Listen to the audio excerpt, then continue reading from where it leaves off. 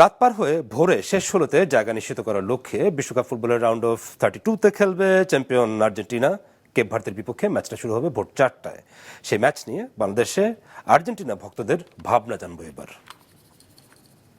যেহেতু আর্জেন্টিনা গত ম্যাচগুলোতে 3-2 এমন গোল দিয়ে আসছে, কেপ ভার্দেকে এখনো 3 গোলে জিতে যাবে আর্জেন্টিনা, আশা করি এটা।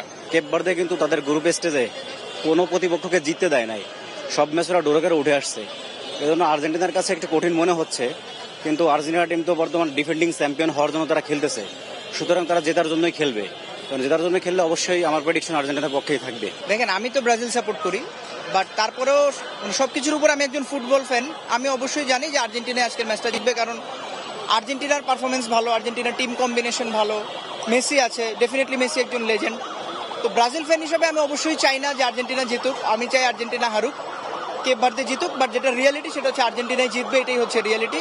মিডফিল্ড বলেন, ডিফেন্স বলেন, ফরওয়ার্ড লাইন বলেন, আমরা শুরু থেকে আশাবাদী, কারণ আমরা ডিফেন্ডিং চ্যাম্পিয়ন। ওই হিসেবেই আমরা আসলে 26 সাল শুরু করে দিচ্ছি। ম্যাচ খুব সুন্দর হবে। ম্যাচে মনে হয় আর্জেন্টিনা 3-0-তে অবশ্যই জয়লাভ করবে, আশা রাখা যায়। পারফরমেন্স যেমন আছে, আশা করি বিশ্বকাপ তারাই নিবে। আমি চাই আর্জেন্টিনা জিতুক, কারণ আর্জেন্টিনা জিতলে দেখা গেছে ব্রাজিলের সাথে অবশ্যই ম্যাচ পড়বে, আর ওইখানে ব্রাজিল উইনিং হয়ে কাপ নিয়ে যাবে। ভালো খেলতেছে ওনারা, এখনো তো একটা ম্যাচও হারে নাই, ভালো গোলও করছে, ভালো পারফরমেন্সে আছে। আমরা চাইবো যে মেসি এবারও কেপ ভার্দের সাথে হ্যাটট্রিক করুক। হ্যাঁ, আমরা অন্তত মেসির পা থেকে 3টা গোল দেখতে চাই। আর আমার প্রেডিকশন হচ্ছে 3-0 গোল হবে আর কি।